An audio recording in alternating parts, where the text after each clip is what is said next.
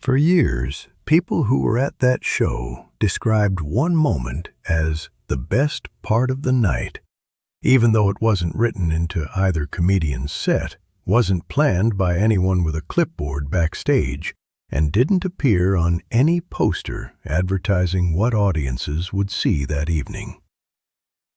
It happened during a multi-comedian tour stop in the 2000s, the kind of show that toured through mid-sized theaters and arenas across the country, bringing together 2 or 3 established names on the same bill for one night. Katt Williams and Cedric the Entertainer were both on that bill. They weren't strangers to each other. Comedians who had been working at a certain level for years tended to know each other, even if they didn't share stages often. But on this particular tour, for this particular night, their sets were scheduled separately. Their material was their own, and as far as the audience knew, that was the extent of what the evening would be. 2 strong sets, back to back, each comedian doing what they did best. To understand why what happened next stood out, it helps to understand how these tour shows usually worked and what they meant to audiences in the 2000s. Multi-comedian bills were a major part of the comedy landscape during that era. Big tours that moved through cities with 2 or 3 headliners on a single ticket, often billed together because their styles complemented each other or because their combined names could fill rooms that a single comedian alone might not. For audiences, these shows were an event. People dressed up for them. They came in groups, often with the same friends or family members they'd been going to shows with for years. The night wasn't just about seeing one comedian. It was about the experience of an entire evening built around comedy, with intermissions, introductions, and a sense of occasion that smaller club shows didn't have. Each performer had their slot, their time, their material. There was an order, sometimes based on seniority, sometimes based on who could best set up who. The audience came for the names on the marquee, but they also came for something less tangible, the sense of being part of a bigger night, a night where more than one voice they recognized would be on that stage before it was over. What audiences didn't usually get, though, was any kind of crossover. Performers stayed in their lanes. One comedian's set ended, there might be a short break or an introduction, and then the next comedian came out and started their own set from scratch. The 2 worlds, one comedian's hour, the other comedian's hour, rarely touched. That was simply how it worked, night after night, city after city, on tours like this one. Even when performers respected each other deeply, even when they might cross paths backstage and exchange a few words, the stage itself remained, by unspoken agreement, one person's space at a time. For Katt Williams, that period of his career was one of momentum. He had built a name through years of work on smaller stages, through specials that had found their audience, through a voice that was unmistakably his own. By the time he was sharing bills on tours like this, he wasn't an opening act anymore. He was someone audiences specifically wanted to see, someone whose name on a poster meant something. But that kind of position came with its own pressure. Every night was a night where the audience had expectations, where the bar was already set by his own reputation, where there was no room to simply coast through a set. Cedric the Entertainer, for his part, carried a different kind of weight. By the 2000s, he was one of the most recognizable comedic voices in the country, someone whose presence on a bill elevated the whole night, whose name alone could be the reason people bought tickets in the first place.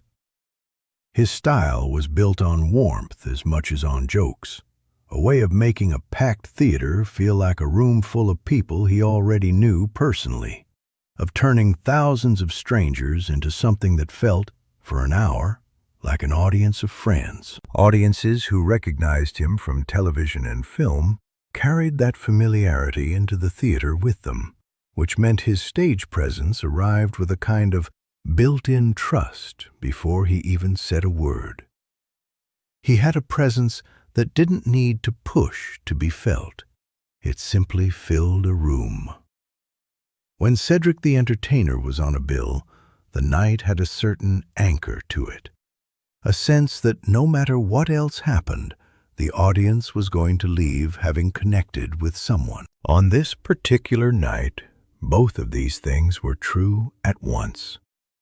Two strong performers, two strong reputations, one shared bill, and, as far as anyone knew walking in, two completely separate hours of comedy. The first set of the night went the way these sets usually did, strong, well-received, the audience warming into the kind of energy that builds across an evening like this. Backstage, between sets, there's a particular rhythm to these shows. Comedians pass each other in hallways, near dressing rooms, by the side of the stage where the next performer waits for their introduction. Most of these passings are brief, a nod, a quick word, sometimes nothing at all, just two people focused on what's coming next. On most nights, that's exactly what these moments are. Brief, forgettable, the kind of thing nobody would think to mention afterward. But on this night, something different happened. Not during a backstage hallway pass, but in the transition between sets, in front of the audience. This is the part of the story that people who were there describe differently, depending on who's telling it. Some remember it starting with a comment made as one comedian was finishing and the other was being introduced. Others remember it differently, a glance, a gesture, something that happened in the few seconds where the stage belongs to no one in particular, caught between one performer's exit and another's entrance.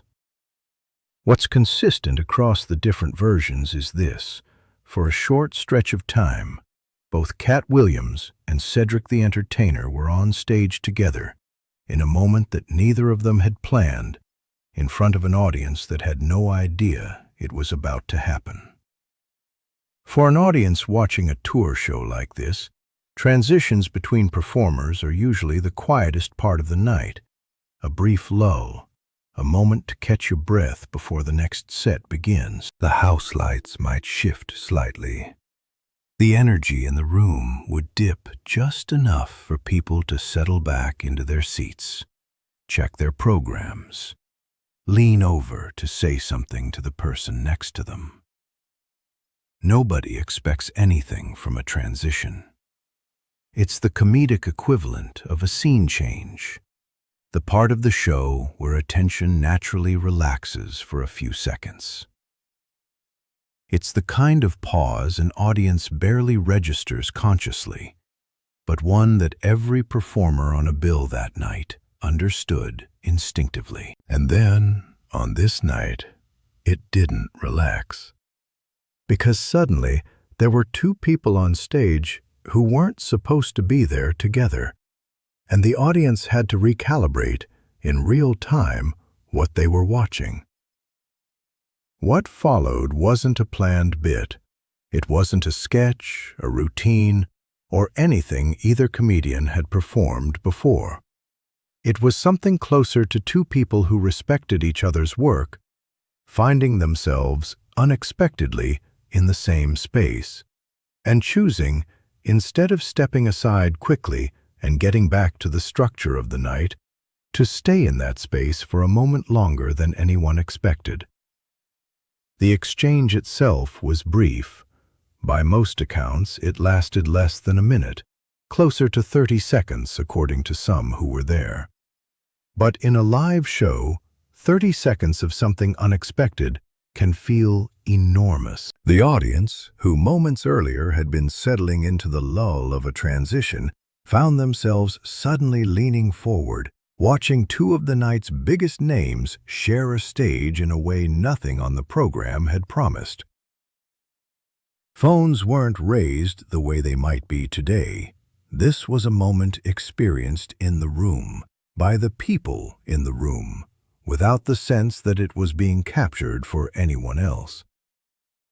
What made the moment land wasn't a punchline in the traditional sense.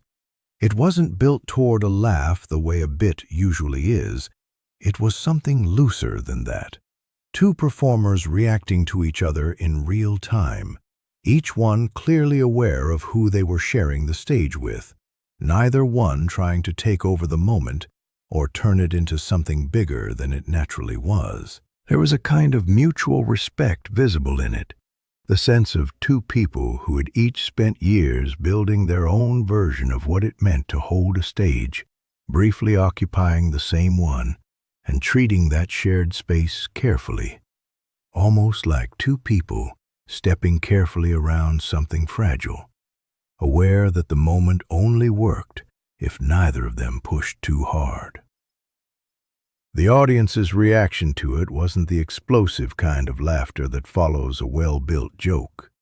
It was something warmer, the kind of reaction that comes from an audience realizing they're watching something genuine, something that wasn't manufactured for them, something that exists because two people who respect each other happen to end up in the same place at the same time. There was laughter, but underneath it was something closer to delight, the specific feeling of being let in on something that wasn't supposed to happen and being grateful for it. And then, just as quickly as it had started, it ended. One comedian stepped back, the other took the stage fully. The show continued the way shows do, moving forward, the structure of the night reasserting itself, the next set beginning as planned.